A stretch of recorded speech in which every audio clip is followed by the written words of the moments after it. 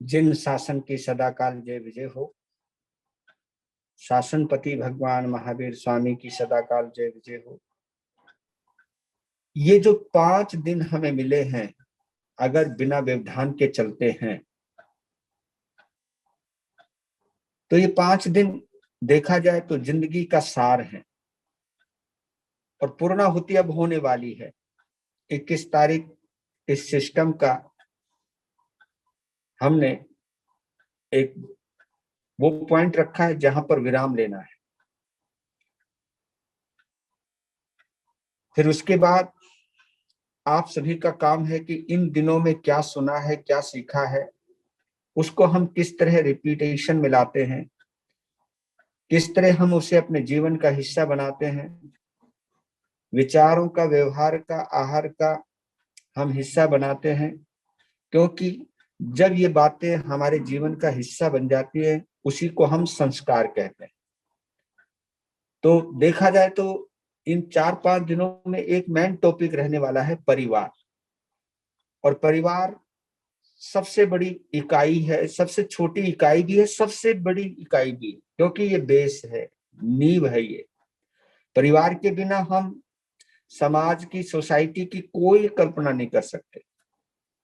वो तो बहुत दूर की बात है, परिवार के बिना हम अपने जीवन की भी कल्पना नहीं कर सकते। जहां हमारा जन्म हुआ है, जहां से हमें पहचान मिली है, जहां से हमारा सब कुछ काया का, मानसिक, वाचनिक व्यवहार चलता है, उसको हम परिवार कहते हैं।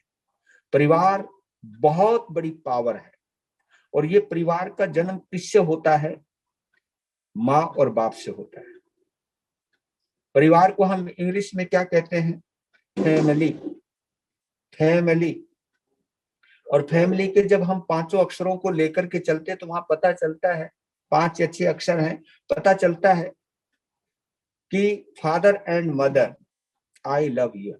ये देखिए, अगर इसके इसी वर्ड की डेप्थ में जाए तो वहां सबसे, फैमिली में सबसे पहला ये प्रणाम है, आई लव यू। ये मत समझ लेना ये किसी प्रेमी प्रेमिकाओं के बीच का कोई संवाद है, ये कोई शब्दों की डिलीवरी है। ये तो एक हृदय की डिलीवरी है, हृदय तक पहुंचाने के लिए। तो जहां फादर और मदर के लिए और सबसे पहला देखा जाए कि वहीं से ही हमें सब कुछ मिला है। प्यार क्या है, संस्कार क्या है, आहार क्या है, व्यवहार क्या है, विचार क्या है, हमारा क्या, हमारा स्वभाव है, क्या संस्कार है, ये सब हमें अगर कहीं एक जगह सीखने को मिलता है तो उसका नाम परिवार है। तो परिवार बहुत बड़ी पावर है। जितने भी महापुरुष हुए हैं वो भी तो किसी ना किसी परिवार का हिस्सा थे, वो भी तो किसी न किसी माता पिता के माध्यम से इस दुनिया में आए हैं। तो आप ये सोचिए, आज जिन जिन परिवारों की, जिन जिन कुल खानदानों की हम महापुरुषों के द्वारा कनेक्शन जोड़ते हैं, तो वो भी परिवार का हिस्सा है। तो महापुरुषों ने भी ये साबित किया है कि परिवार के बिना हमारा और तुम्हारा कोई अस्तित्व ही नहीं है। हमारे अस्तित्व की आधार भूमि और हमारे व्यक्तित्व की उच्चतम इमारत अगर कहीं टिकी है तो वो परिवार के आंगन में टिकी। तो परिवार को मत भूलिए। परिवार हमारी सबसे बड़ी सुरक्षा है। परिवार हमारी आत्मरक्षा के लिए सबसे बड़ा हथियार भी है। परिवार हमारे लिए सबसे बड़ी सुरक्षा कवच भी है। परिवार हमें हर तरह से, हर तरह से, और परिवार का देखा जाए, अगर हम कुछ शब्दों को जोड़ करके चले तब पता चलता है कि परिवार की एक और महत्ता है। परि कहते चारों तरफ से, परि जैसे कहते परिवर्तन, परिक्रमा, ये जो है चारों तरफ से। तो कहते हैं कि परिवार क्या क्या महत्व है। जब हमारे ऊपर चारों तरफ से कोई वार हो रहा हो, हमारे ऊपर कोई प्रहार हो रहा हो, तो उस वार के वक्त, उस मुसीबत के वक्त अगर हमें कोई बचाता है, कोई हमें अपनाता है, उसका नाम है परिवार। तो परिवार बहुत बड़ी भूमिका अदा करता है हमारे जीवन में। परिवार को भूलना नहीं। ये पहली इकाई है, पहली इकाई, बाकी तो सब जीरो है, जीरो जीरो। चाहे वो समाज है, चाहे वो देश है, चाहे वो राष्ट्र है, क्योंकि इन, चाहे वो विश्व है, कुछ भी है, ये सब जीरो हैं, जीरो जीरो जीरो जीरो। इनके आगे एक ही इकाई है, उसका नाम है परिवार। क्योंकि परिवार के बिना हम किसी समाज की कल्पना नहीं कर सकते, परिवार के बिना हम किसी सोसाइटी की कल्पना नहीं कर सकते, परिवार के बिना हम किसी शहर की, कस्बे की, गांव की या राष्ट्र की कल्पना नहीं कर सकते, विश्व की कल्पना नहीं कर सकते। तो वो जो इकाई है परिवार की, उसके बाद सब चालू होता है। चाहे वो देव परिवार है, चाहे वो राक्षसों का परिवार है, चाहे भूत प्रेतों का परिवार है, चाहे मनुष्यों का परिवार है, चाहे त्रियंचियों का परिवार है। क्योंकि वृक्ष क्या, वनस्पति क्या, उनकी भी अपने अपने परिवार हैं भैया, उनकी भी जाति प्रजातियां हैं। तो जितनी जाति प्रजातियां एक ही चीज से कनेक्टेड जहां रहती हैं, उनकी जाति प्रजातियां कहलाती हैं। तो परिवार के ऊपर मेरा मेन फोकस रहेगा, और मेरा एम भी यही है। मेरा दीक्षा लेने के बाद मैं कुछ समझ पाया हूं, भगवान महावीर को पढ़ने के बाद, महापुरुषों को पढ़ने के बाद, और इन सामाजिक जीवन को देखने के बाद, और अपने कर्तव्य को समझने के बाद, अगर मैं समझ पाया हूं, तो मेरा पहला ही लक्ष्य यह है कि किसी तरह से, किसी भी तरह से परिवार को बचाया जाए। क्योंकि परिवार पहले, जो 40-50 साल पहले परिवार जो हुआ करते थे, अब वहां से घटता घटता हम कहां पर आ गए हैं, और आज एक पारिवारिक व्यवस्था खतरे में पड़ चुकी है। और ये परिवार की व्यवस्था ही खतरे में नहीं पड़ी, बल्कि मनुष्य जाति खतरे में पड़ चुकी है। क्योंकि फीलिंग खतरे में पड़ चुकी है, कर्तव्य खतरे में पड़ चुके हैं, और जो हम एक दूसरे के लिए कुछ कर सकते हैं, जो ऐसी दिव्य संस्कार हैं, वो सब खतरे में पड़ चुके हैं। क्योंकि परिवार जितना कमजोर होता चला जाएगा, जितना कमजोर होता चला जाएगा, संस्कार भी उतने ही कमजोर होने वाले हैं, मर्यादाएं भी उतनी ही छिन्न भिन्न होने वाली।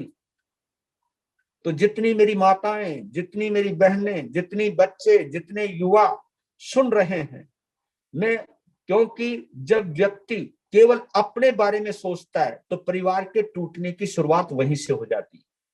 और जब हम सभी के लिए सोचते हैं, अपने अलावा सामने वाले के लिए सोचते हैं, वहां परिवार मजबूत होना शुरू हो जाता है।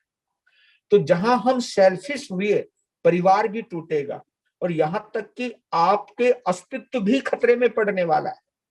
आप ये क्या समझते हो कि मैं दूसरे को इग्नोर करके अपने को बचा लूंगा? आप दूसरे को इग्नोर करके अपने अस्तित्व को खतरे में डाल रहे हो। आप क्या समझते हो कि मैं बिना श्रोताओं के वक्ता बन सकता हूं क्या? क्या मैं बिना किसी विशेष समाज, सोसाइटी, धर्म का हिस्सा बने हुए मेरी पहचान बन सकती है क्या? आज जिस नाम को मैं लेकर के चल रहा हूं, जो इस शरीर की पहचान लेकर के चल रहा हूं, इसके पीछे भी तो कहीं ना कहीं पहले संसार का परिवार था, अब धर्म का परिवार है, गुरु का परिवार है। आप सब भी तो मेरे हिस्से हो, हम भी तो आपका हिस्सा हैं। तो आप कहां से रोक सकोगे अपने आप को? इसलिए मैं यही कहना चाहता हूं कि परिवार की कोई परिभाषा है, तो परिवार की जो मेन पावर है, वो 4 पाए हैं परिवार की टिकाने के। सबसे पहले संस्कार, दूसरा आचार, जो आपका चरित्र है, आपका आचरण है, आप के संस्कारों के द्वारा जो आप जीवन जीते हो, आपकी जो लाइफ स्टाइल है, आपका जीने का जो तरीका है, उसको हम आचार कहते हैं। और उस आचार के माध्यम से जो जो भी आमने सामने वाले इर्द गिर्द लोगों के पीछे हमारा जो प्रभाव पड़ता है, उसको हम व्यवहार कहते हैं। वो व्यवहार होता है कि किस आदमी का कैसा व्यवहार है, किस आदमी का कैसा व्यवहार है, और व्यवहार के द्वारा ही आपके आचार की, आचार के द्वारा ही आपके व्यवहार की परिभाषाएं की जाती है।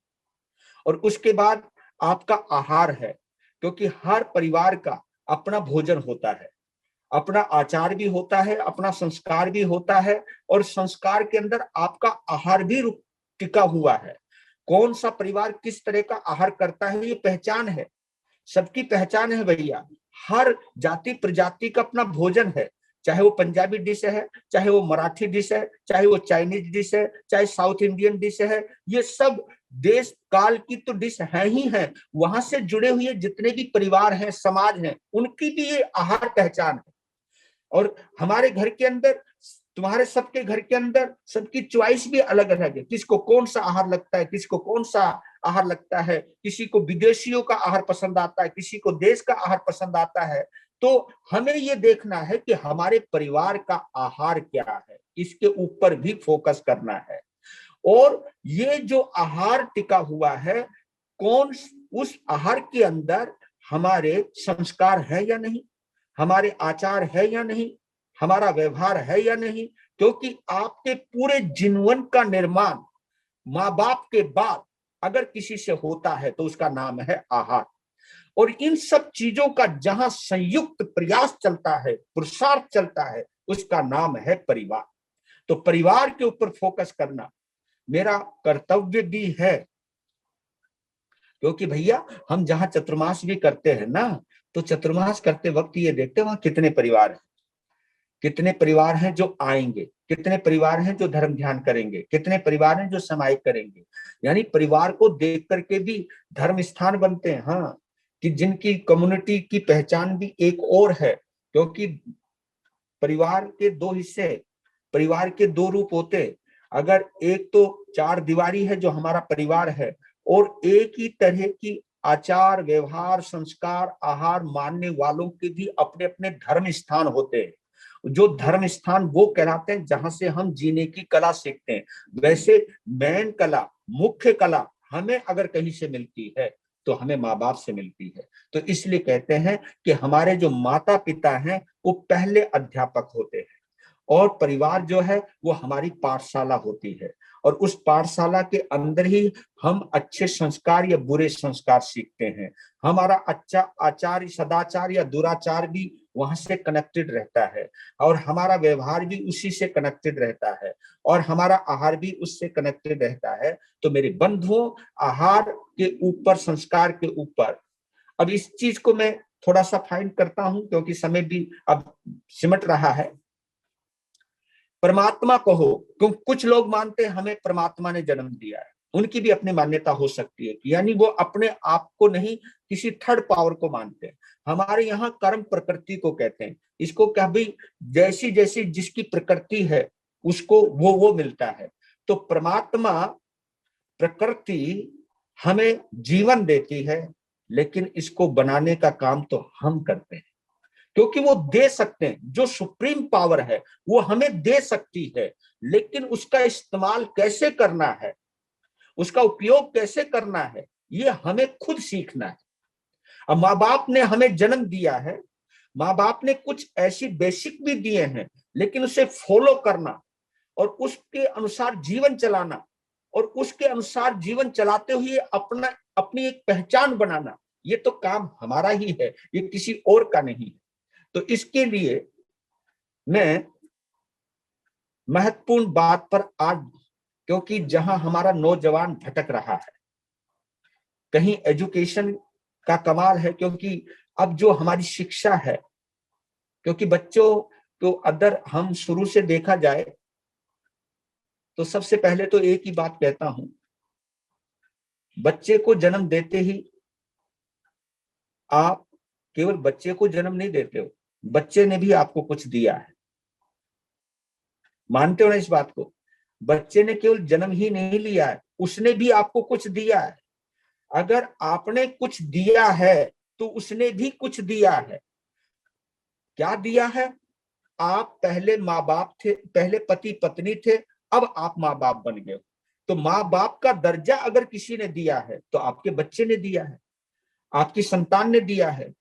अगर कोई बच्चा ही नहीं होता, कोई संतान ही नहीं होती, तो फिर आप क्या थे? कुछ नहीं थे। आप केवल महिला थी, आप पति थे, पत्नी नहीं थी, पत्नी थी, माता पिता नहीं थे। तो मैं एक बात ये कहना चाहता हूं कि शुरुआत कहां से होनी चाहिए, क्योंकि फैमिली जो है पिता और माँ से शुरुआत होती है सबसे। इसके बिना हम परिवार की कल्पना नहीं कर सकते हैं, क्योंकि उसके बाद सब चलता है, पहले माता पिता। तो अगर हम किसी बच्चे को इस जीवन में लाना चाहते हैं तो पहले ही आप सभी के एक संस्कार होने चाहिए कि हमारे घर में राम को जन्म लेना चाहिए या रावण को जन्म लेना चाहिए, कृष्ण को जन्म लेना चाहिए या कंस को जन्म लेना चाहिए, गौतम को जन्म लेना चाहिए या गौशालक को जन्म लेना चाहिए, महावीर को जन्म लेना चाहिए या गौशालक को जन्म लेना चाहिए, या आपने सोचना है। और ये आप कर सकते हो, ये आपके हाथ में है। माँ बाप बनना एक बहुत बड़ी साधना है, कोई बच्चों का खेल नहीं है, केवल दो शरीरों का मिलन नहीं है। ये पति पत्नी का व्यवहार दो शरीरों का मिलन हो सकता है, लेकिन अगर ये दो शरीरों का मिलन केवल अपनी इंद्रियों को संतुष्ट करने के लिए है तो आप केवल वो मौज मस्ती का वजह बन सकता है। लेकिन जब इसे हम साधना के क्षेत्र में ले जाते हैं, यानी पति पत्नी भी साधक और साधिका बन सकते हैं, और पति और पत्नी जब साधक और साधिका बन जाते हैं तो उनके घर में किसी दिव्य विभूति का जन्म होता है, इसमें कोई संदेह नहीं है। राजा सिद्धार्थ हो या माता त्रिशला हो, वो भी तो किसी ना किसी परंपरा से जुड़े हुए थे, वो भी एक साधक और साधिका थे। महावीर ने या महावीर की आत्मा ने अगर किसी को पहचान दी है अपने माँ बाप के रूप में, तो उस माँ बाप की भी तो कुछ ना कुछ काबिलियत तो रही होगी, ऐसे ही तो कोई नहीं आता है। क्योंकि ये तो आप जानते हो, फलों के द्वारा कभी पेड़ की पहचान होती है और पेड़ के द्वारा इस पेड़ पे क्या फल आएगा ये भी पहचान होती है। बीज से पेड़ की फल से पहचान होती है। ये बीज किसका है? देखिए, बीज को देख करके कोई कुछ नहीं कह सकता है कि इससे क्या पैदा होगा, उसकी आकृति नहीं है वहां पर, एक बीज ही तो है और क्या है, कोई कलेवर तो है नहीं। अब आम की गुठली है तो ये चीज हम मान लेते हैं, आम की गुठली है, लेकिन उसके अंदर हरे पत्ते कहाँ हैं, उसके अंदर बड़ी बड़ी टहनियां कहाँ हैं, उस गुठली के अंदर आम की शेप कहाँ है, उस गुठली के अंदर उस आम का कलर कहाँ है, उस गुठली के अंदर आम का स्वाद कहाँ है, वो कुछ नहीं है। एक पहचान है दूर से देखोगे तो लेकिन उसमें सब चीज है जो मैं बोल रहा हूँ वो सब चीज है। जब वो उगता है तो एक अलग रूप लेकर के आता है, तो लेकिन उसको उगने के लिए भी बहुत कुछ करना पड़ता है, जमीन की तलहटी में जाना पड़ता है, जमीन की गरमाई सहन करनी पड़ती है, और खाद पानी की जो मारक क्षमता है उसको सहन करनी पड़ती है, और उसका जो मोटा सा कलेवर है वो फूटता है, वो टूटता है, तब जाकर के उसमें से आम का जन्म होता है, आम के वृक्ष का जन्म होता है। फिर वो जमीन से बाहर आता है, फिर वो हवा के थपेड़े, धूप के थपेड़े, सर्दी और गर्मी सब कुछ सहन करता है, उसके बीच में धीरे धीरे धीरे वो बड़ा होता है, और फिर वो इतना बड़ा होने लगता है। फिर ऐसा वक्त आता है कि वही वृक्ष जो एक ही गुठली से पैदा हुआ है, अब उसमें हजारों गुठलियां पैदा होने का सामर्थ्य आ गया है, हजारों आम लगने का सामर्थ्य आ गया है। तो मेरे बंधुओं, मैं इतना ही आप लोगों से एक विनम्र निवेदन करना चाहता हूं कि माँ बाप कैसे बने, माँ बाप कैसे होने चाहिए, माँ बाप के क्या संस्कार होने चाहिए, माँ बाप बनने से पहले हमारा कैसा व्यवहार होना चाहिए, और ये हमारे शास्त्रों में बताया गया है। ये कोई और उधर इधर की बातें नहीं है। पहले तो पति और पत्नी को एक दूसरे के प्रति वफादार होना चाहिए, ये सबसे पहले जरूरत है। एक दूसरे के द्वारा हमारा ध्यान इधर उधर डाइवर्ट नहीं होना चाहिए, बाहर की चकाचौंध के आकर्षण में हमें नहीं पड़ना चाहिए, और हमें किसी तरह से तीन चीजों से बचना चाहिए। किससे? एक रूप से, एक रुपये से, एक रुआब से। क्योंकि हर कोई कहीं ना कहीं इन तीन चीजों से बड़ी जल्दी प्रभावित होता है। क्योंकि कईयों को चेहरा बड़ा पसंद आता है, कईयों को रुपया बड़ा पसंद आता है, कईयों को रुआब यानी धमाकेदार जिंदगी जीने में मजा आता, रुआब यानी रोब जिस पे पड़ता है, पर्सनैलिटी बहुत जबरदस्त है, हम कभी कभी उनसे भी प्रभावित हो जाते हैं। लेकिन वो पर्सनैलिटी किस वजह से पाई है, किस किस कारण से पाई है, या किस तरीके से पाई है, उसके ऊपर अगर हम चिंतन नहीं करेंगे तो ये तीनों चीजें हमें बर्बाद भी कर सकती हैं। क्योंकि रूप बहुत बड़ा मैटर नहीं करता है, स्वभाव बड़ा मैटर करता है। रुपया अपने आप में एक ताकत है, लेकिन किस तरीके से आया है और किस तरीके से जा रहा है, इसके ऊपर भी बहुत बड़ा मैटर करता है। आप अपने रुआब का, अपने रोब का, अपनी अहंकार की पुष्टि में उपयोग कर रहे हो या किसी को सम्मानित करने में कर रहे हो, ये भी विषय बड़ी गहराई की बात है। तो माँ बाप अगर आप बनना चाहते हो, माँ बाप कैसा बनना चाहिए, इसके ऊपर चिंतन आप लोगों को अवश्य करना चाहिए। और वो मैं चिंतन करवाना चाहता हूं कि माँ बाप बने केवल मौज मस्ती के लिए नहीं, केवल यार समाज के अंदर हमारा सम्मान होगा, अगर बच्चा नहीं हुआ तो क्या होगा, हमें कोई गलत ना माने, या इनमें कुछ कमियां रह गई है, ये कुछ कुछ पैदा करने के लायक नहीं रहे हैं, या हीन भावना आए। अगर इस भावना से माँ बाप बनना चाहते हो तो ये छोटी सी भावना है, ये क्षुद्र भावना है, लेकिन ये सोच करके माँ बाप बनना कि मेरे माध्यम से अगर कोई जीव आना चाहता है या आना चाह रहा है तो मुझे उसको बुलाना किस तरीके से है, क्योंकि मैं उसको क्या बनाना चाहता हूं और उससे मैं क्या रिटर्न लेना चाहता हूं, तो वो तभी मिलने वाला है जो तुम जैसी तरीके से उसे बुलाना चाहते हो। तो बुलाइएगा मेरे बंधुओं, ये सोच करके आह्वान कीजिएगा। हमारे आगमों में कहा है कि माता पिता बनने से पहले हर पति पत्नी को 1 साल की साधना करनी चाहिए, किसी ना किसी इष्ट की साधना करनी चाहिए, कोई ना कोई तपस्या अंगीकार करनी चाहिए, चाहे वो व्यासना है, चाहे वो एकासना है,